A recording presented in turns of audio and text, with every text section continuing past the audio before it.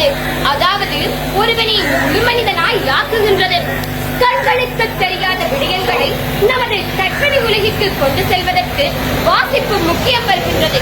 அந்த வகையில் அனைவரும் இக்கதையினை கவனமாக கேளுங்கள்.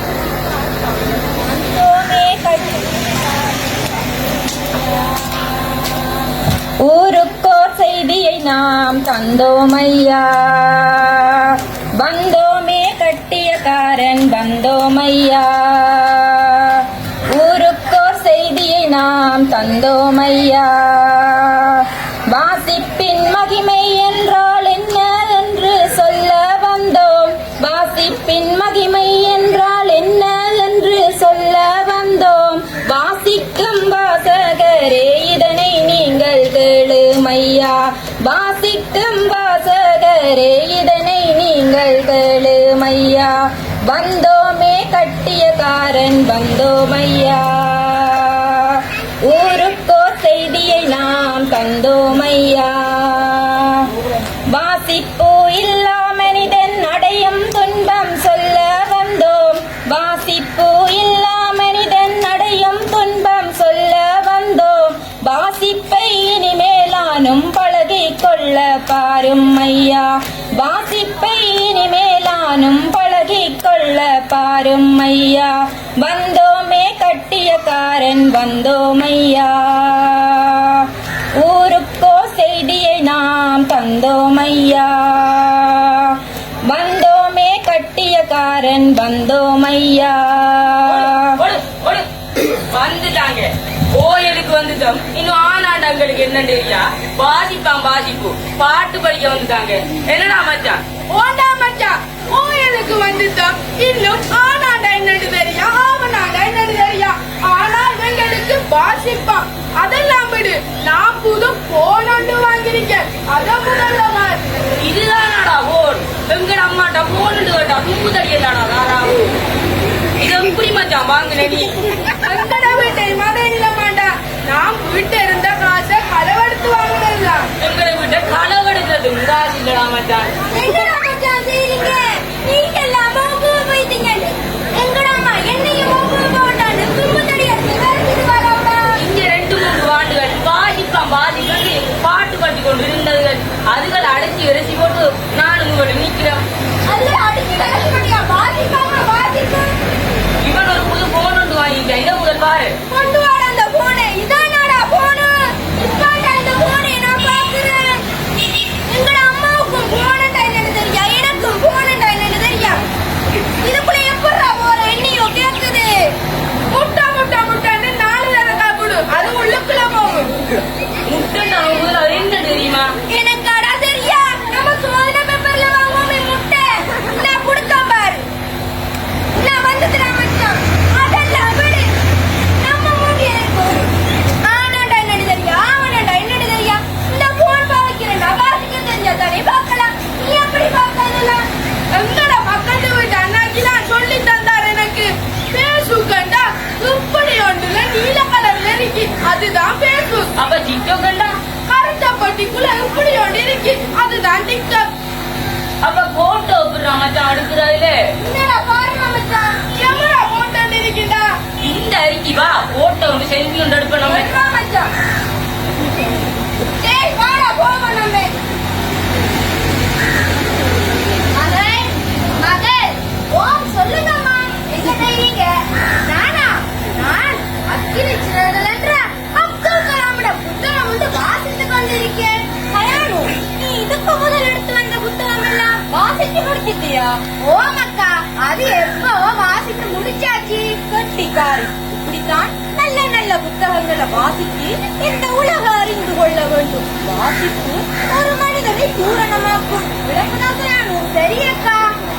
சரி கயானு, எனக்கு முக்கியமான கிளாஸ் ஒன்று, நான் போயிட்டு வரேன். ஓம் சரி அக்கா. நானும் நிறைய படிக்கணும் அம்மா, நானும் போயிட்டு வரேன். சரி மகள், தலைக்கு மேல எவ்வளவு வேலை இருக்கு, அவ்வளவுதை முடிக்கும்.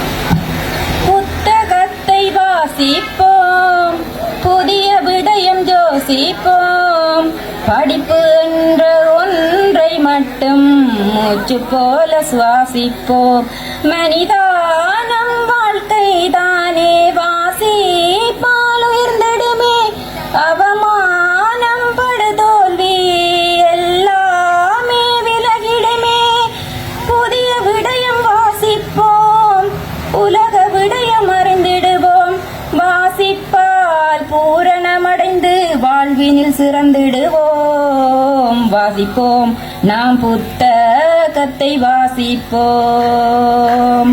வாசிப்போம் நாம் புத்தகத்தை வாசிப்போம். ஏய், நீ படிச்சுட்டு படிச்சிட்டியா? நான் ஓரளவு படிச்சுட்டேன்டா. நான் அப்படியாவது படிச்சு முடிச்சிடுவேன். நீ கவனிச்சிருக்கீங்களா? இது யாருன்னு நான் சொல்றேனா? கயாமத்தை கண்டுபிடி படிச்சுக்கிறாடா. கயாமத்தை வாரா. ஏய், நீங்க எல்லாரும் படிச்சிட்டீங்களாடா? இல்லடா. அப்ப படிக்காம என்ன செய்றீங்கடா? படிச்சா ஓடுதில்லைடா. ஏன் ஓடுதில்ல? நீங்க உங்களுக்கு வீட்டுல கிடைக்கிற ஃப்ரீ டைம்ல நல்ல நல்ல புத்தகங்களை வாசித்தா தானேடா நல்லா வேணும். நீ சொல்றது சரிதான், நாங்க வாசிக்கிறதில்ல. இனிமேலாச்சு ஒரு புத்தகங்களை நல்லா வாசிப்போம். சரிடா, இந்த கேள்விக்கு என்னடா விட? வாங்கடா சொல்லித்தாரேன். என்னடா மற்றவர்கள் செய்திகள் புத்தகம் கையுமா? என்னடா செய்வீங்க நீங்க? உங்களுக்கு தெரியாதாடா விஷயம்? இன்னைக்கு நம்மள டீச்சர் சொன்னாங்களே, நம்மளுக்கு இன்னைக்கு எக்ஸாம் இருக்கேன்டே. எக்ஸாமா? அந்த மேசையை தள்ளி தள்ளி போட்டு இருக்கோமே, அதை தனி சொல்றா. உங்கள மொழியில அதுதான் எக்ஸாம், எங்கட மொழியில அதான் எக்ஸாம். எக்ஸாம் சொன்னா நாங்க படிக்கிறதே இல்ல. நீங்க எந்த நேரம் புத்தகங்களுமா இருக்கீங்க? படிச்சா தானே ஒரு கேள்விக்கு விட எழுதலாம். நாங்க படிக்கவே தேவையில்லை. ஓண்டாம் மச்சா, நம்ம பார்க்காத எக்ஸாமா? இவங்க புத்தகம் கையுமா இருக்காங்க. நம்ம எப்படி எக்ஸாம்ல மாட்டாத மாட்டோம், அது உறுதிதான். எங்கடம்மா சொன்னா ஒரு நாளைக்கு எக்ஸாம் படி படி என்று நான் புத்தகத்தை முகத்துல முடிச்சு நான் நிற்கிறவங்களுக்கு வந்து நாங்க எப்படியும் இந்த பரீட்சையில பாஸ் ஆக மாட்டோம். நாளைக்கு நாங்க கொழும்புக்கு போறோம். மச்சான், ஓண்டா மாட்டேன். இந்த கொழும்புக்கு போய் நல்ல ஒரு வேலை எடுக்கணும். படிப்பு தானேடா அவசியம்.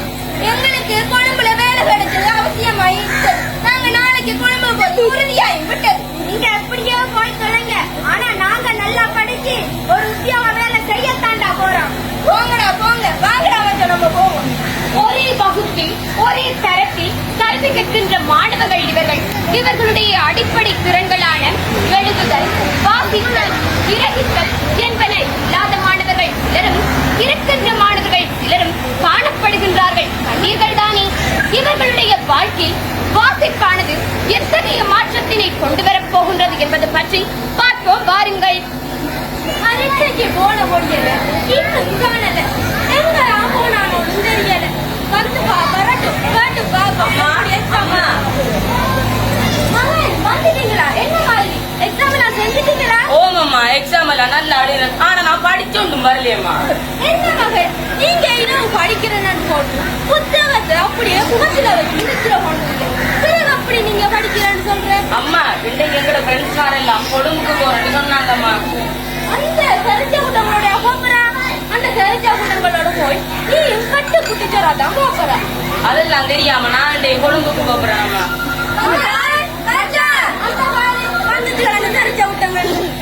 அம்மா நான் கொழும்புக்கு போற ரெடி ஆகிறேன் அம்மா.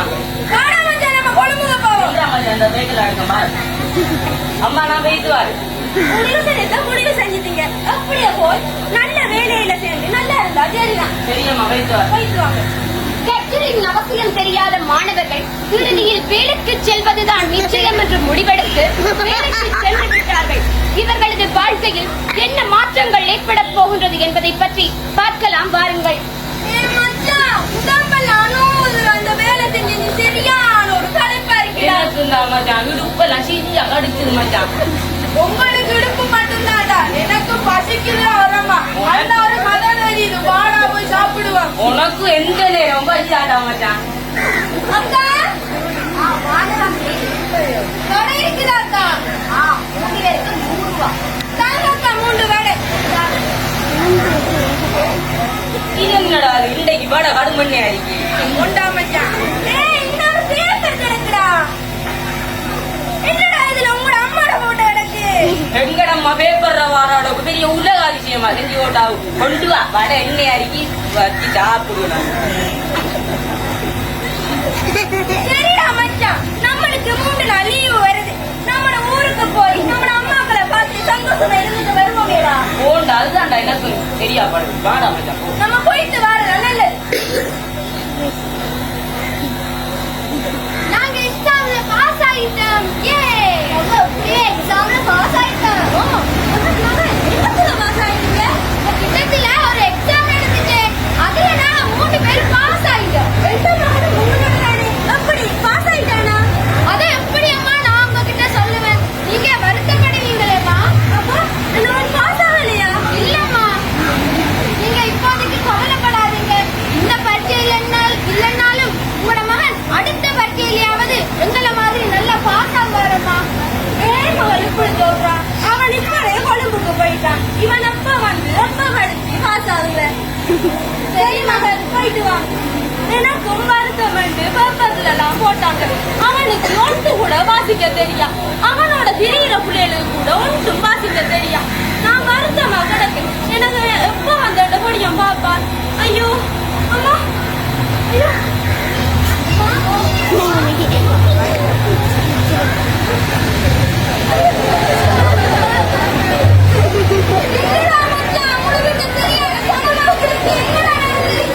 எனக்கு தெரியாம நான் ரொம்ப வாரேன். அந்த சயானு வாரான் என்னட்டு கப்பம். நீங்க எங்கடா நடந்து வாரீங்க? உங்க அம்மா தவறிட்டாங்க. அம்மா அம்மா அம்மா அம்மா